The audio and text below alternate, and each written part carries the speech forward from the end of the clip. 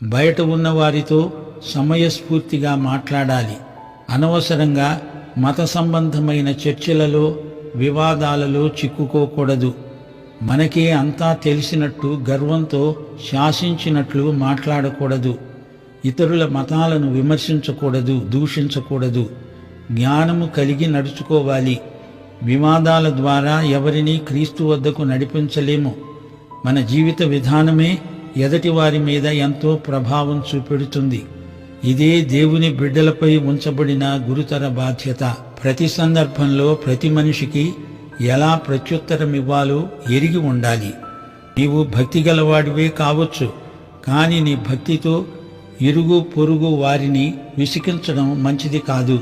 కృపాసహితమైన సంభాషణ ఉప్పు లాంటిది. ఉప్పు తగుమాత్రం వేస్తేనే రుచి, లేకపోతే నీ వంటకమంతా ఉప్పు కషాయం